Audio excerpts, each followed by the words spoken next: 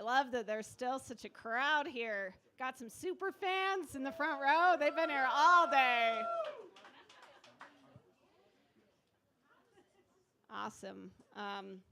Well, I know it's been a long day. Thank you all for staying. I picked these people for the last panel because they have the most fun, energy, vibe.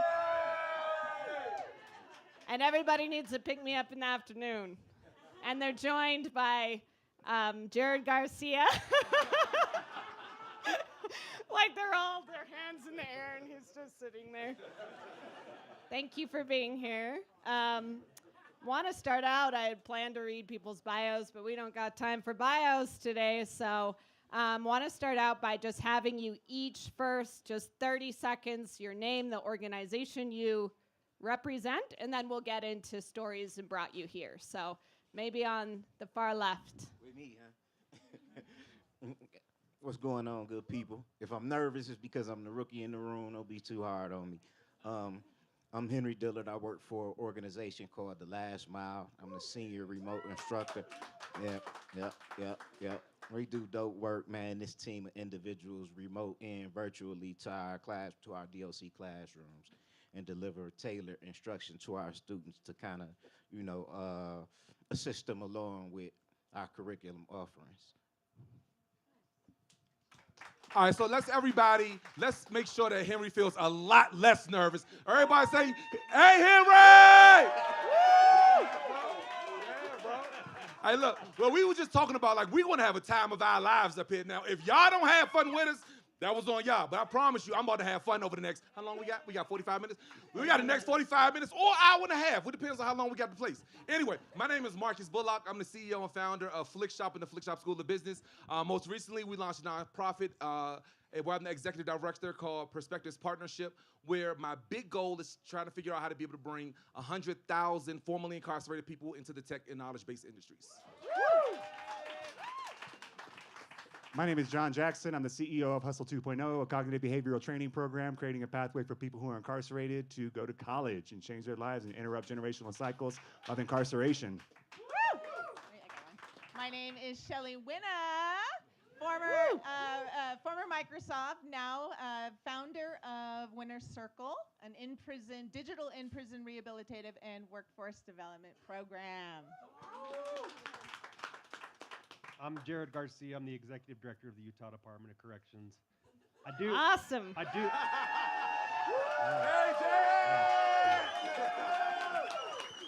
do know how to have fun, Noella, but I have to maintain a professional image. And I've presented with John and Marcus before, and I know I can never match their energy. Hey, well, neither can I, so you and I can hang.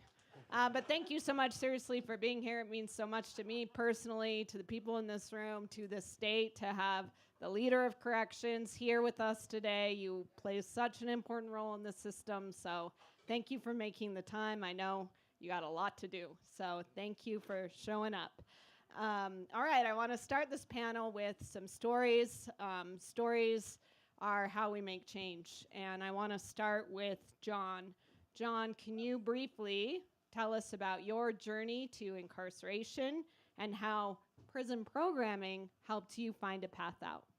So my path to incarceration started when I was 11 years old, and I was on my way to school one morning and found my mother's murder scene. Never knew who my father was. I went to live with my aunt, who was a drug dealer, and long story short, I ended up taking a drug charge for her. Already lost my mom, didn't want to lose my aunt too. She watched as I was handcuffed, placed in the back of a cop car. For the next 15, after that, knew I was all in for a gang lifestyle. At 17, went to a supermax prison in California, spent the next 15 years misusing all of my skills, worked my way up to being a high-ranking gang leader in California, spent 4 years in solitary confinement, and decided to change my life. And it was prison programming at Pelican Bay where I decided to change my life. I enrolled in an entrepreneurship program at Pelican Bay and realized I had this amazing skill set. I could be an entrepreneur. I'd actually been an entrepreneur my entire life, but that I could run companies, lead companies, start companies using that skill set.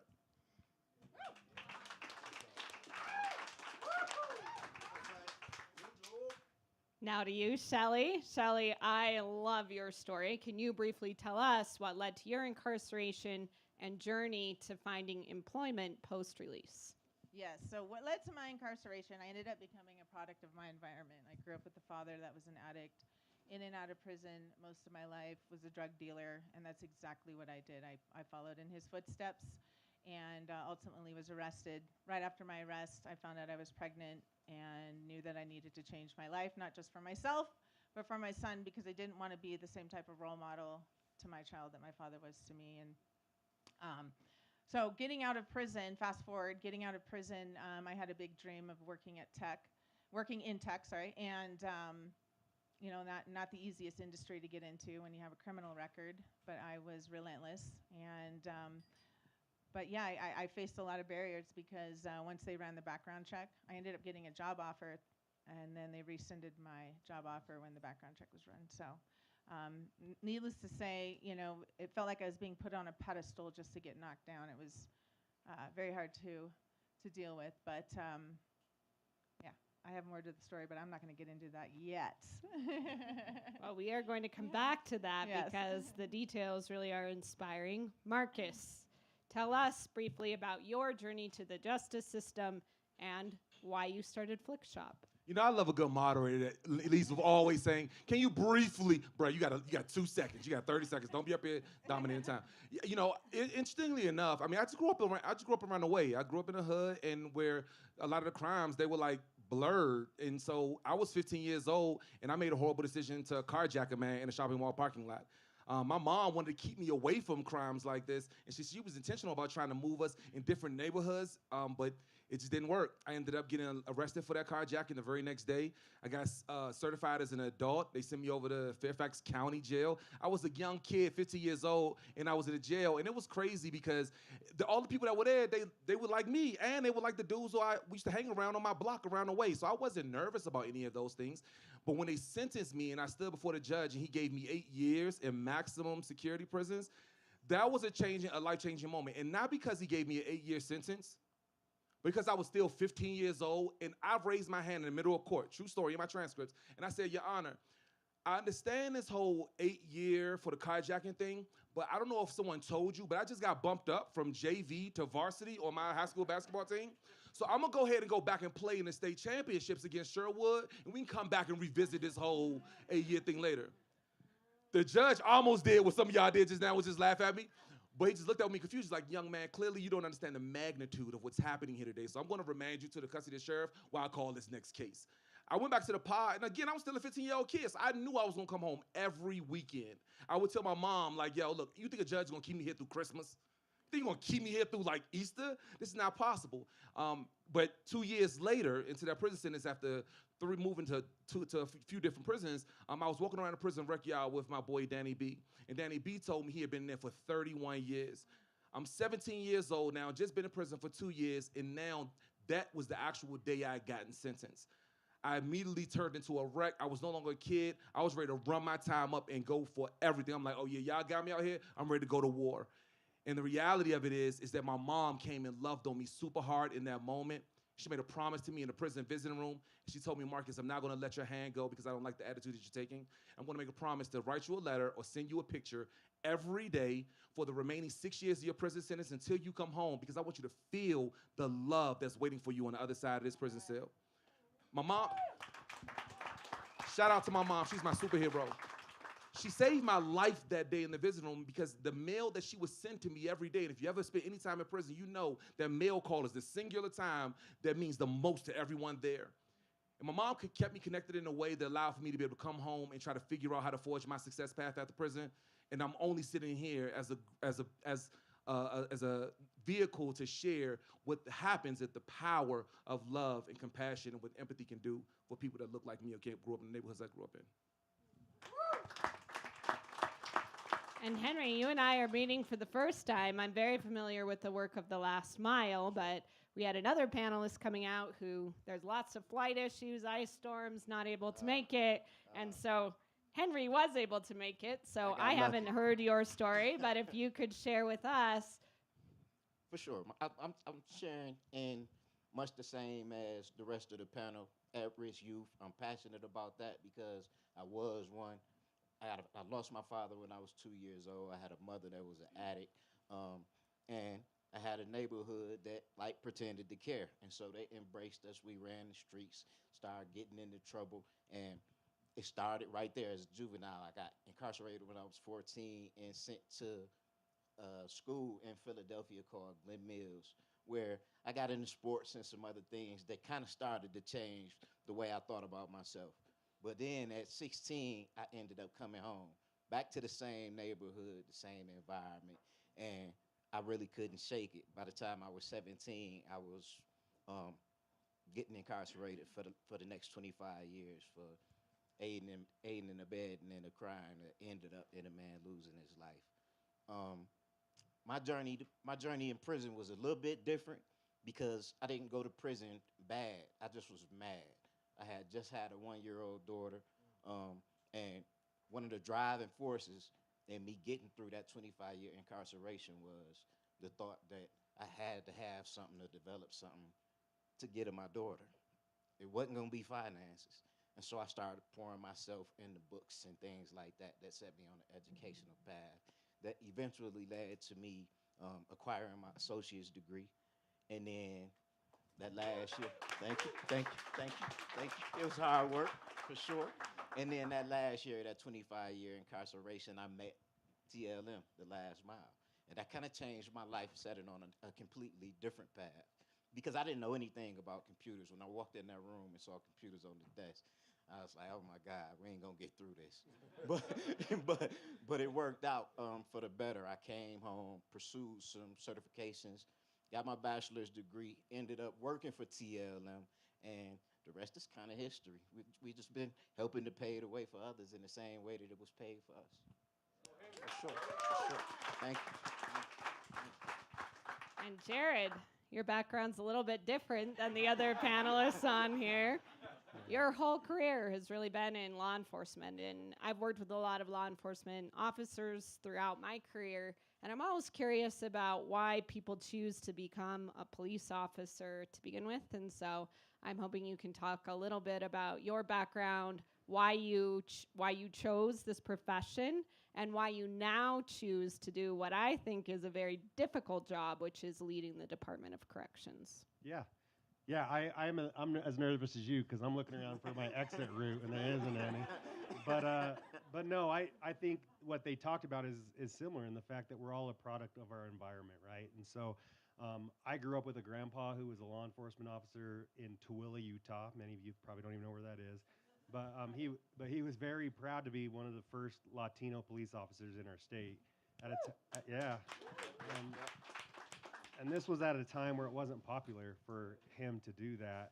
And in turn, my uncle, my dad, my cousins all grew up with this pride of law enforcement. And then I grew up in a place called Kearns, which many of you may know. It's probably one of the most diverse areas in our state. And I saw the challenges that my friends faced, and some of them aren't in the justice system because they didn't have a father that was as involved. And to be frank, I could have easily joined any of you. But my dad was a cop, but I wasn't afraid of the police. I was afraid of my dad. And I literally watched him jump my little brother out of a gang one day, and I decided that was the day I wasn't going to be in a gang. So, so, so no, I really followed their path and their guidance, and I was fortunate to have good role models and my dad who kept me involved in sports and positive activities, and then just seeing how important it is for someone who had a different perspective, specifically in this state, to get involved in law enforcement is really what pushed me to that direction. And why do you leave? Look, not leave. Don't leave the Department of Corrections. Why are you leading the Department of Corrections now? Well, my journey is weird because I was a police chief after I left. I worked for the Department of Public Safety for 20 years. Most of my time was at the State Bureau of Investigation. And then I went down to a place called Moab to be the police chief after a national crisis and to fix that police department and make it better. And I thought I was going to retire, and then a good friend of mine, Brian Red, who's now the Salt Lake City police chief, called me and told me we had one more opportunity to change the criminal justice system. And I told him no a couple times, to be honest. But then he convinced me that we needed to do this. It was important to bring our perspective into corrections. And so I came over as his deputy, and then about a year ago, Brian took that police chief job, and the governor appointed me. And I was so grateful at that moment because I didn't know what was going to happen. I thought, well, here I go. I'm going to go join Salt Lake City. Or I knew I'd get another opportunity to lead a police department. But we'd done so much work here. And throughout my career in law enforcement, corrections officers and corrections as a whole has always been viewed as like the little brother and like this part of law enforcement that's forgotten, part of criminal justice that's forgotten. And I think it's so important that we elevate how people perceive this part of the criminal justice system. It's the backbone of the criminal justice system. And this is the place where we can make the most difference while people are incarcerated, but also we can do a far much better job upstream in preventing people from coming to prison altogether. And so that's why I'm doing it. I'm going to continue to do it. I need to shout out my deputy who's here, Becky Brown.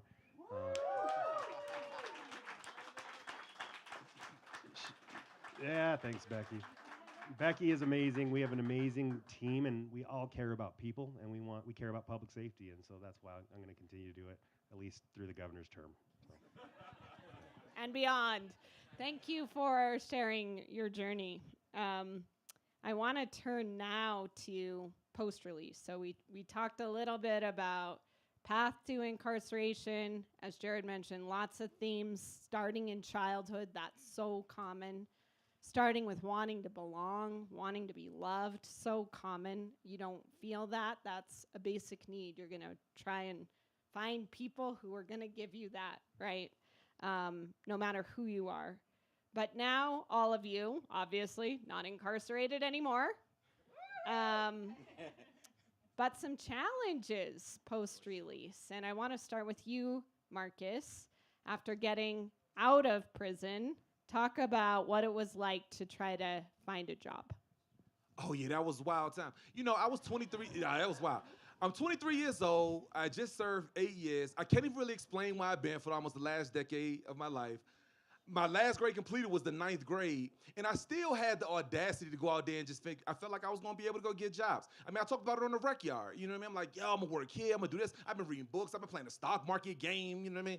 Like all of the things that give me the, you've been there, all the things that give me all of the ammunition that I needed in order to feel I can go out there and go crush it. And so I went on the path. I started, applying for jobs. And I'm like applying for high-level jobs. I'm thinking I'm going to go walk out the door and go get these amazing jobs. Yeah, they was like, yeah, Michael Jackson beat it. And then I started applying. All right, well, I would just go to the mall because I got to get a job. You know what I mean? Like, even before I can get a better job, let me get a job. And so I'm just going to the mall, and I'm filling out applications after applications. And mind you, so when I went to prison, I got locked up. I'm about to date myself. I got locked up with a beeper on my waist, right?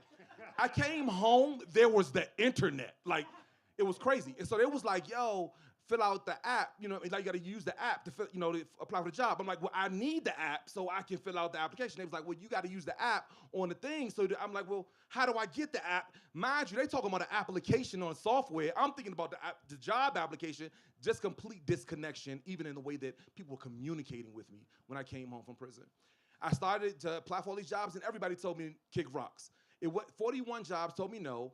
It wasn't until the 42nd job asked me on the job application, have you been convicted of a felony, within the last 7 years? I just served an 8-year prison sentence. No, I have not been convicted of a felony within the last 7 years. Y'all have people here that apply for jobs with felonies? Oh my goodness. It was at a paint store. I got the job at the paint store. And it was crazy because when I got the job at the paint store, I didn't realize that, I would have this amazing opportunity to be able to talk to people that were like, just all of the different things. Mainly, I got a chance to talk to women. John, here's the thing, right? I just did 8 years in prison, you know what I mean? And so when women will come into the paint store, they'd be like, good morning. I'm like, oh, yo, she want to marry me. She on my line. No, she was just saying good morning, bro. She don't like you. That was my first time talking to anybody that was a woman that wasn't a correctional officer. I thought she was ready. I thought she wanted me. No, she didn't want me at all. She was just saying good morning.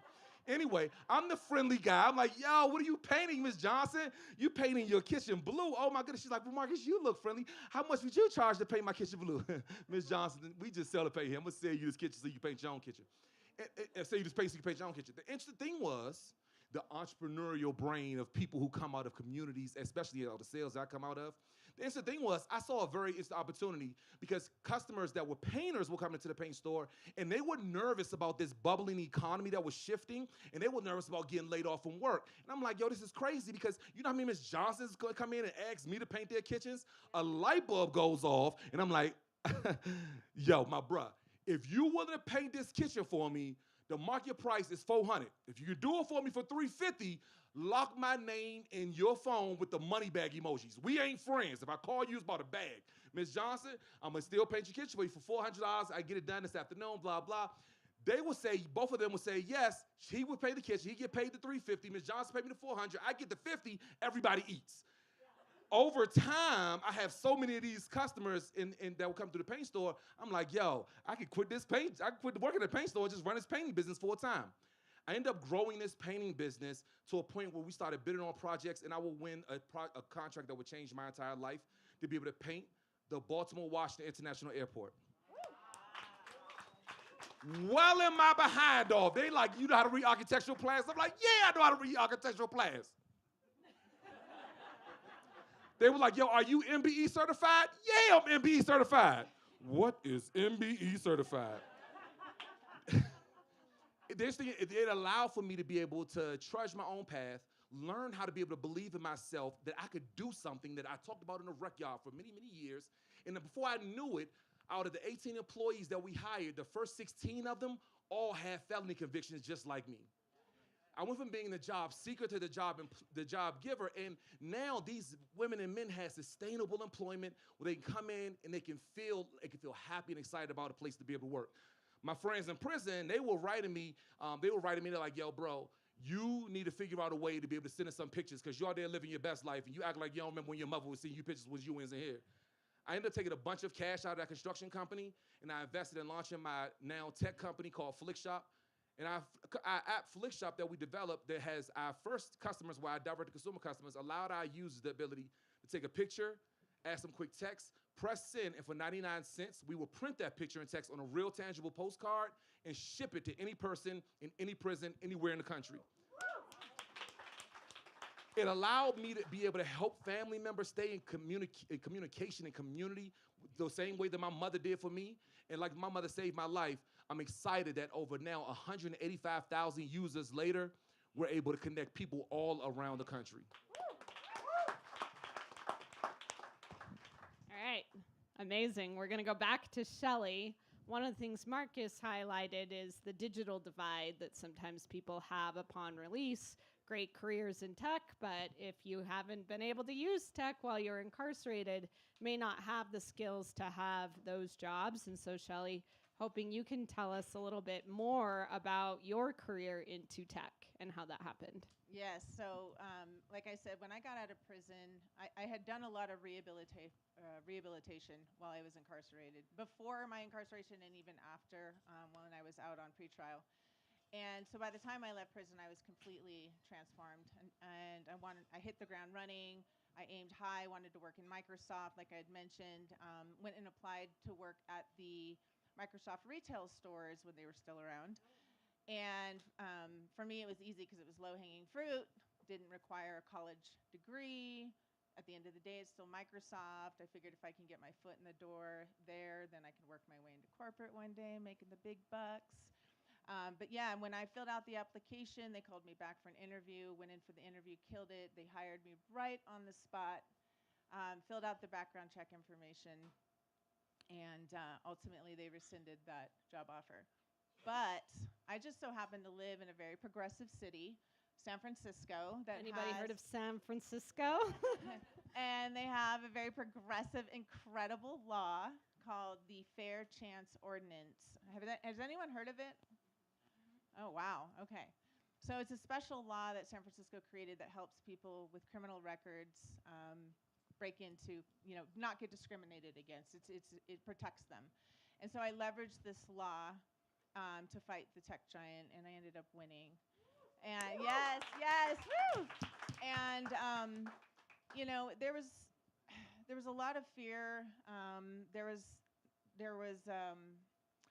it was like a roller coaster ride going through that entire process. But, I was determined to really, I wanted to work for this company. It was my dream. And so when I was able to break past those barriers, I ended up becoming one of their top performing employees. Within a year and a half, that dream that I had to get myself into corporate, I was able to do that. And yes, woo! Making six-figure salary. Ended up getting into sales, doing B2B sales, business-to-business sales. Started selling their computers to large corporations like Google and LinkedIn and Oracle, and doing these multi-million-dollar deals. Ended up becoming, within 2 years, their number one computer sales rep in the world. Yay! And so, was at the company for 8 years, just recently left in February, but had an incredible journey with them. And one of the biggest things that I'd say I think is more incredible than even all my personal success is the fact that I was Microsoft's first person they'd ever hired, so I was really their case study. And when they saw how great of an employee I was, they decided to change their hiring policies. We're talking about one of the biggest tech companies in the world. Now imagine if I would have let fear hold me back. Imagine if I had said, they rescinded my job offer, I'm not going to fight this. And now one of the biggest tech companies is a fair chance employer. They actually joined the Second Chance Business Coalition. Nan in the house, where you at, girl? And they went public with my story. They let PBS NewsHour do a cover or do a 15-minute segment on my journey and how I got into Microsoft. And they really embraced me, even though they didn't want to hire me in the beginning. They eventually embraced me and really championed me to become the leader that I am today. And I'm so grateful for them and that opportunity, that even though I had to fight for it, but they still embraced me. So that was awesome. What an inspiring story. Want to go?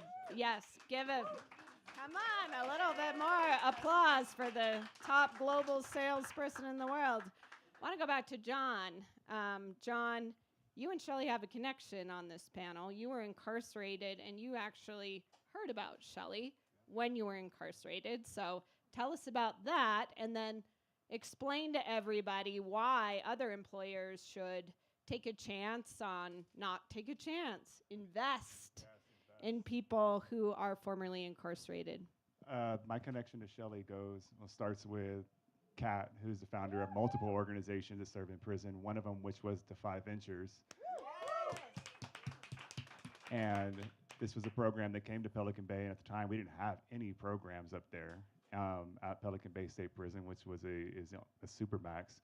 And Defy came to Pelican Bay, and Shelly's story was in there about what she just shared right now, about her becoming, working for Microsoft, overcoming this. And it's another panelist too, which is Jason Wang. His story was in there as well. So there's a lot of common threads there, and seeing her story, or hearing and reading her story in there. And then we used to have these coaching events. And then Shelly came in as a coach, and so did Jason. They both came in, and that is one of the first times that transformation felt real, was because I saw somebody who had been in prison where I was, had been released, and was successful. I've seen plenty of entrepreneurs and other people who are successful, but you haven't been where I've been.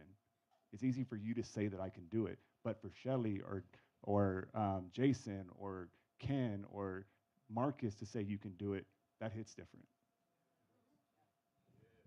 It does. And tell us the second part of the question. Why should employers invest in people like you, people like Shelly, people like Marcus? And what are they missing if they decide to exclude a third of America? They're missing out on one of the most overlooked talent pools in the country. And newsflash, it's not a secret anymore.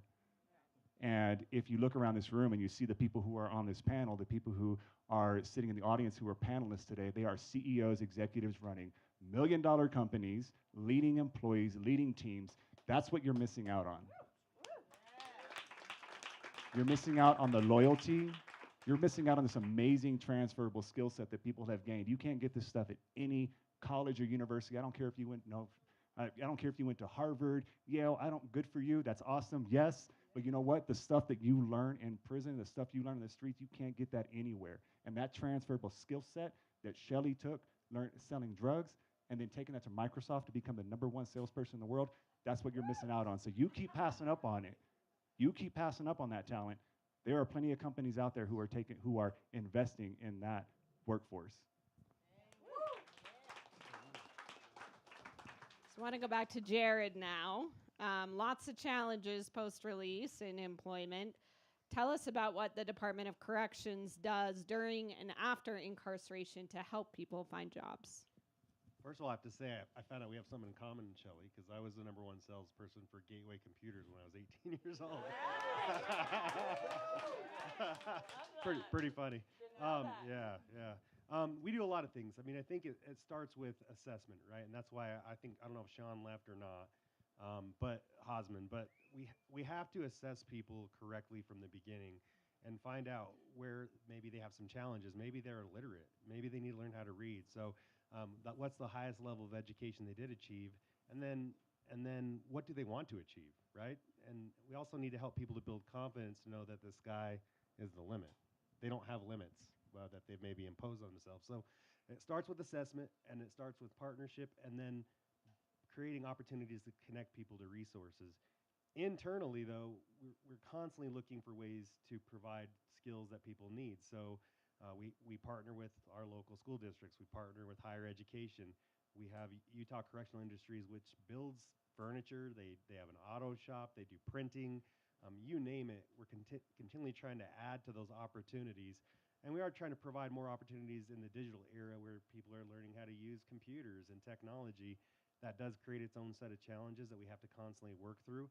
But at the end of the day, I appreciate the opportunity to be at a summit like this today. I've made some connections already, and I'm looking forward to those discussions and finding more opportunity for people to connect themselves to the right job, the right skill, the right trade at the right time. So when they leave, they don't come back. Because in Utah, 95% of the people in our custody are going to be our neighbors. And that typically happens in about 3 years. And so we have to do a much, much better job of preparing people to enter communities and not come back. All right, I want to go back to Henry now. So we're talking about preparing people for release. And the last mile, your organization plays a pretty key role in that. I'm wondering if you can talk about what is the last mile, what do you do, and how are you helping people not to come back to prison? Absolutely. I can talk about this subject all day. And so the Last Mile is a nonprofit organization that believes in empowering incarcerated men and women, justice impacted at-risk youth through education and technologies and audio video production. There's new program offerings that we're working on at the moment: project management, entrepreneurship, sales, different things like that are really doing more than educating these men and women, us, in these trades, right?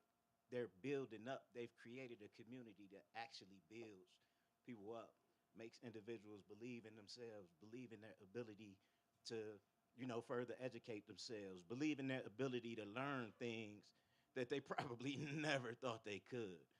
And so at the moment, the Last Mile, I'm gonna brag a little bit. We've around 1,500 students have came through our classrooms. Almost 1,000 of them, that's big. Almost 1,000 of those students are out, right? They've completed the program and they've been released. 79% of those that have been released are actually working. And so there's numbers that match the work that the Last Mile does. And so we're proud of it. We're proud of doing this work. I got a partner here, too, that flew out to, make sure I wasn't a nervous wreck. And Ken Oliver knows. Shout out to you, Ken. But more importantly, the Last Mile doubled down on their ability to train incarcerated and justice-impacted men and women and started hiring us, taking us on themselves, doing what they were asking other companies and organizations to do. And another little small brag, like over 50%, maybe 69% of the organization are returned citizens. Like, and so they've put us in positions to empower others, same as us, to come on and do the same things. And so we figured it's more about developing people, not as much about, so we ain't stuck on the skill sets. We developing some dope web developers and software engineers and audio video productionists. Don't get me wrong, but these are good people that believe in themselves again, that have been put in positions to impact families and communities. And so that's what the last mile is about. Check us out, please.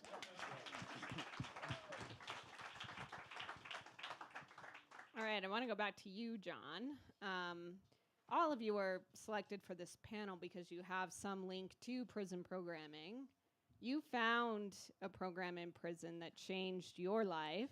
So another two-part question. I know those are hard, but talk to us about the program that you found, how it changed your life, and now you run a different program now, Hustle 2.0.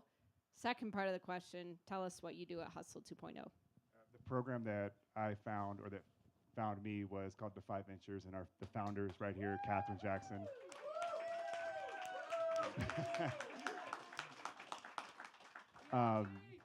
Yeah, we got some of our graduates in the, well, one graduate here. We got graduates in the room. Raise your hand if you're yeah, a we got some of our graduate at graduates back here. Defy. Stephanie, yes. So this program was an entrepreneurship program, and what it was teaching me how to take the skills that I had already developed on, leading people while I was incarcerated, and helping me to recognize that I was misusing my skills, that my leadership skills, my sales skills, these are legitimate business skills. I just used a different language. I didn't understand the economics of one unit and a P&L, and I started to understand these things. I knew them intuitively. I'd done them all my life, selling drugs, selling phones, doing all of these things illegally in prison. And at Defy, I learned how to write a business plan. I learned how to give a business pitch. I learned how to speak, how to do public speaking, which I was very resistant to at first. Both of us, both very resistant to public speaking, but Defy helped to bring that out of me. And I'm very grateful for Kat for bringing that program to Pelican Bay, and that I had the opportunity to graduate from there. And Defy did something else for you. It not only taught you these skills and how to apply innate skills you had, but it helped restore your self-worth. And you've talked to me about that conversation that you had with the gang member. I'm wondering if you could just share that story with us. So I think you're referring to one of our guys who was first incarcerated at the age of 4 years old. He was incarcerated. He was with a loved one who was caught shoplifting, and his name is Freddie. He was 5 days away from the death penalty when he had his sentence commuted. He spent 31 years in solitary confinement at Pelican Bay State Prison. But the conversation that him and I had was when I decided to leave the gang, which is not something that is normally done. But he's high-ranking enough that when he asked me, John, is this really what you want to do? And I said, yes. He said, good. Because he told me you're too smart to be in here.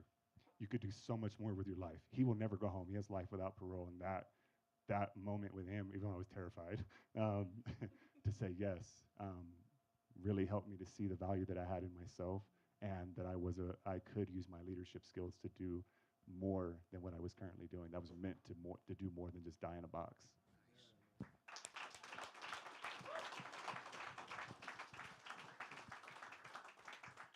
And there's that link again to childhood trauma. You heard that, 4 years old. I'm a former public defender. One of my first clients, when I said, where were you born? He said, I was actually born in a dumpster. His mother gave birth, 8 foster homes by the age of 3 years old. That person's born without a chance to begin with. And for a lot of people, that is their life. And it shouldn't be a surprise what happens because they've never had love before. And it's such a powerful thing. Tell us about Hustle 2.0. So Hustle 2.0, founded again by Kat, was started at Pelican Bay State Prison, and just like Freddie, there have been plenty of programs that are written by people who have PhDs, and they know what it takes for people to change, but they've never really walked a prison yard. They don't go to prison. They've never lived this life. They don't really understand. You can understand the theory of change. You can understand these studies that are written. But why don't you come walk a yard with me? Why don't you come to the SHU, solitary housing unit, right, and see what it takes to change? It's not as easy as reading a book. So what we did is we started developing a program that was written in our language, written by us, by people who had lived this life. And just like I said, when I saw Shelly, when I saw Jason, when I see that, that tells me it's real. So we leverage the stories of people who are currently or formerly incarcerated to help show them that they can change. It's a cognitive behavioral training program that we ship to over 800 jails and prisons across the country, and we get to serve here at the Utah Department of Corrections. Yeah. And what our program does is it creates a pathway for people to go to college. So we are, as far as I know, the only college-accredited cognitive behavioral training program that creates a pathway for people to go to the Southern Utah University Dixie L. Levitt School of Business. And when they get out, their work transfers into 3 college credits. And the goal there is that we start to interrupt those generational cycles of incarceration so their kids follow their parents' footsteps to college.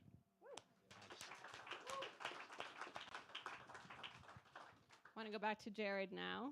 So you're on a panel with 4 formerly incarcerated people. I think you have a really innovative program at the Utah Department of Corrections that involves individuals with lived experience.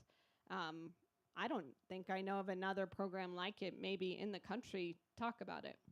Yeah, it's called our Solid program, and it's an entire housing unit, and it's peer-led. And we've actually created certified peer support specialists, but they hold each other accountable. And you have people from different walks of life that understand the importance of doing things the right way. It's not perfect, but it certainly has created a much safer space for people to rehabilitate. We actually we have some really generous donors in the state who donated video equipment to that group, and they actually just finished their documentary. It's called Breaking Chains. We're actually showing it to the state legislature next week. I've seen it multiple times. It's really innovative. It's scary for us to actually allow that to happen for safety reasons, but it turned out really great, and we thought it was important to allow them to do that because they are demonstrating success in a peer-led environment. And we have that similar system going on in our other prison as well. We actually believe that that's what most of our housing units can look like, and it's our philosophy moving forward is we're going to move the middle. And the way you do that is by creating safe space for people to transform their lives.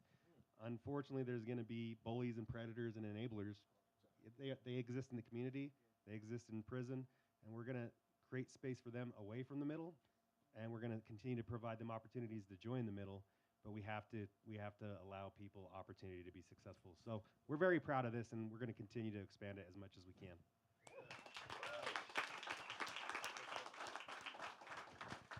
That's really incredible. A peer-led prison. I think all of our prisons should be like this.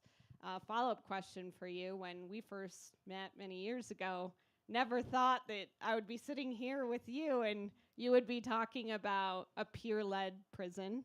Law and order guy. What changed over the years in how you approach these issues? And you laugh, but sometimes there is this mentality. And one of the things I admire about you most as a leader is I've watched this change in you, and I see who you are now. And I'm just curious, what was that evolution for you? Well, first of all, I'm still a law and order guy. That hasn't changed. But this is critical for public safety outcomes. I want people to be able to live their lives without fear of becoming a victim, and we have to value the people that have made mistakes. And they're not just people you throw away. We have to continue to invest in them for the reasons all of you have described. And what really changed is our work together, though, Noella. When we worked together on Operation Rio Grande, it's for those of you who don't know, it was really a operation where us with the state police had to come downtown Salt Lake and deal with our homelessness challenges. And what it did for me is open my eyes that even some people at that point in my career that I thought you're never going to change, you're going to continue to harm people, they proved me wrong by us providing some opportunities for them. Some of them proved me right, by the way, and they're still in our prison. But the point is you have to give people opportunity to be successful. And the more opportunities we can provide for people, the more likely it is that we're going to have positive public safety outcomes, which is really what all of us want. We want safe communities. So it certainly has helped me to grow. And then again, having Becky Brown by my side, she calls me a softie every day. But it's great to have different perspectives in the room and people that balance each other out and find great solutions. I love that. Yes. And I felt really changed by our work together too, and I think it shows the importance of dialogue, the importance of reaching across the aisle, whether it's in our state houses, whether it's being a public defender and a cop. I learned so much just from shadowing cops, walking the streets. I didn't really have an appreciation for how hard that job is, how many different social issues law enforcement officers are encountering every day. And I'm really grateful that we had an opportunity to share space, which often isn't the case. We're typically on opposing sides, right? But I think powerful things can happen when you have an opportunity to understand somebody else's perspective. And we've got 5 minutes left, so not a lot of time left. Want to let Shelly explain what her program is, and then we're going to sum up and allow everybody to close out. Yes, thank you so much. Being incarcerated, the prison I was at, I was very fortunate because they had a ton of in-person rehabilitative programming, and it changed my life. But there were a lot of challenges as well, like if there were lockdowns or unsupportive staff. And so I thought, when I got out and, after I left Microsoft and had started this company, one of the things I was thinking about when I started it was, how can I make rehabilitation scalable? And so that's why I came up with the digital program. And so there's 3 pillars. Phase 1 is really all about mindset and emotional intelligence. And then pillar 2 is career and life skills and financial literacy. And then pillar 3, we do the workforce development. So I partnered with a company that does this all the time, full time. And they actually have certification training programs, and they can get trained in like sales and HR and hundreds of different certifications. So I partnered with them and brought them in, and so that's what we do. And then we also have an AI component. My business partner's very much into tech as well. And so he built an AI tool that connects our graduates to fair chance employers based off of their whatever certification they got.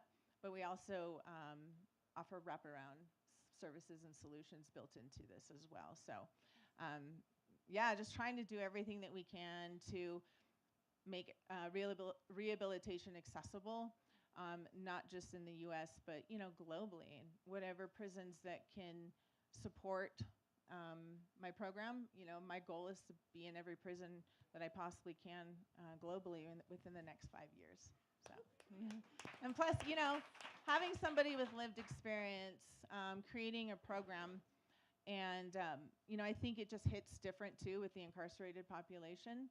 Like as John had mentioned, reading about my story, and then me going into the prison to meet him and the impact that had on him. I knew that I had an obligation to give back to this community of people, and so that's what I'm doing now. Okay, before we sum up, Marcus, you got to talk about your program and what you're doing. Yeah, absolutely. So I get it. He's like, yo, I'm always on 10. So I get an invitation one day. Somebody rolls up on me and say, hey, Marcus, I was at Aspen Institute at the Aspen Ideas Festival, and we get an opportunity to be able to nominate somebody that has a big idea. I'm thinking about nominating you because I want you to go. They'll pay for you to go out there to Aspen, and you pitch this idea. You'll get a chance to meet all these people. You get a chance to do all these amazing things. And when they tell me this, I'm like, well, you had me at free trip to Aspen. Let's do it. I ain't never been to Aspen before. So when I go out there, I pitch this idea to be able to launch this thing called the Flick Shop School of Business, with not the intent to win, but we actually end up winning the pitch competition. And now I actually got to do the thing that I was on stage pitching. They write me a grant for $50,000 to pilot this program that allowed for me to be able to go back into prisons and take my own personal journey into figuring out how to build a curriculum around it and codify it so that we can show other people that are incarcerated in a culturally relevant way how they can build their success path after prison as well. We continue to grow the Flick Shop School of Business, and now we've graduated 179 scholars from the Flick Shop School of Business. The interesting thing about the program now that we're running it back inside of the community as well is that out of the scholars that have been in our program in the community, they actually have started businesses, and collectively they've generated over $400,000 in revenue. Now, thank you so much. That's dope. In case y'all see this later, y'all are dope. Now, the thing of it is that while that may not be a huge number, what it does is it's an indicator. It's a singular, each one of our scholars, a singular data point, so what the possibilities are, again, when we invest back in the communities this way. And so most recently, as a result of the success of the Flick Shop School of Business, we wanted to be able to learn how to be able to share the storytelling around the economic impact of supporting people like this. We all know we all have the qualitative data around the social impact benefit of connecting and supporting people that are in these spaces. But as Ken and one of the last, and my guy from Flag Force said, we got to talk in the language of P&Ls. And the people who I typically hang around only speak in the language of P&Ls. And so how do I help our scholars do that well? We're building a film around it. I'm excited to debut the trailer of that film today, this morning. So if you connected with me on social, I hope that you'll go watch our film. If you haven't connected with me, see me later so I can give you the QR code so you can watch our trailer for the film, where we're excited to show with 4 of our scholars that have successfully graduated and launched businesses that will blow your mind. All right, if you were inspired today, I want to give you each a chance to, what's your call to action for the audience? And Marcus is you gotta watch this film. He's got the QR code for you. He's also hoping to connect with, very good, hoping to connect with filmmakers at this festival. Henry, what about you? Call to action. Yeah, my call to action is we want to continue to keep doing this good work. As everyone said, we want to scale with the work that we do. And I also agree with both of you, John and Shelley, that seeing, like, when we come into them classrooms and on those screens, the look on those students' faces when they see folks that look like them, that have sat in those seats, is an automatic inspiration. And so I challenge everyone, reach out. Me, the Last Mile website, whatever. Volunteer. You can come in virtually, tell your story, maybe inspire somebody that can only connect with the story that you share. We would love it.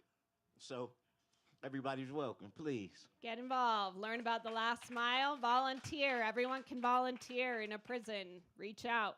John. Call to action is I hope you all feel inspired. You had a great story here today, but good for you. You felt inspired. I want you to take action. You got so many different organizations up here that you can get involved in. Turn your inspiration into action. Get involved with the last mile. Come to prison with me. I can take you to prison. We could do virtual calls and do some virtual coaching with people who are currently incarcerated in Texas, who are working really hard on our digital program, and they want your feedback. So I got some QR codes as well. You come see me. You scan that QR code. It'll send you an email real quick. It'll open it up for you. It'll all be done for you. All I got to do is press 2 buttons. And next thing you know, you're on a call meeting some amazing people who are doing some amazing work in prison. And the third one will be, there's a QR code right there, and there's a QR code right there, right? And that's for Rasa. 250 bucks? $250 can put someone on the path to getting their record expunged. So my ask right now is that before this is over, you take out your phone, you scan that QR code, and you create an opportunity for someone to expunge their record. The reason why we ask you to do that is because they don't have the money to do it. You know why they don't have the money to do it? Because they have a criminal record, because they can't get a job because they have a criminal record. So 250 bucks can completely blow that barrier right out of the way. And most of us are gonna go out here and blow $200-300 bucks on a dinner after this. Like, we can do 250 bucks to sponsor someone and help them get their record cleared. Shelley. Yeah, money's always great. It helps scale the work. It helps expand. Donations are great. And, also opportunities to, if anybody is connected with corrections, expanding the program into facilities, including jails and juvenile detention centers would be awesome. And then if there's any filmmakers in here that want to help, stories are one of the most powerful tools that we have in the world to change the narrative. If there's anybody here that wants to highlight any of our stories and create a movie, that'd be amazing, because what an impact it could do to, especially to highlight a company like Microsoft, right? To take a chance and hire somebody with a criminal record and then become their #1 sales rep. I think that, what Microsoft does, let's be honest, other companies follow suit, right? So, anybody that wants to help elevate any of our stories, we've all got some incredibly powerful stories here. So, thank you. Jared, you've got the last word. What's All your right. call to action? Can I know we're on a time crunch. Can I have two calls for action? Yep, if they're fast. I will be fast. Number one, I think we need to invest earlier in the criminal justice system. When people are arrested the first time, we need to assess them, connect them to resources, their families to resources, because when a little boy sees his dad hit his mother, he now thinks that's normal. If we can break the cycle, people won't end up in prison. That's the first one. And then the second one is, when I joined corrections, I always heard the terms from correctional officers, I'm just a this, or I'm just that. We need amazing people that are doing this work. And when you watch movies of correctional workers, the volunteers, all the people that work in corrections, especially the guards, they get classified as guards. They look like drunks and sloppy people, and they don't care. That's not what they are. They are amazing people who are trying to transform people's lives. They're not just, they're enablers, they're empowerers, they're people changers. And I need people to help us to better explain the importance of these public servants and how they make a difference. And that's how we're going to get better people to do this work. So along with that, I have an initiative. It's UDC 365. I'm highlighting a correctional champion every single day on social media, Ooh. asking you to follow me and help us spread the word across this country so we can get the right people doing this work. Thank you. Yes. I love that. Well, unfortunately, we are out of time, but want to thank our incredible panelists here. Want to thank our incredible sponsors, RBIJ, the Just Trust, Ford US, Vantage, Persevere, and especially, I don't know where Burton is, want to thank this guy.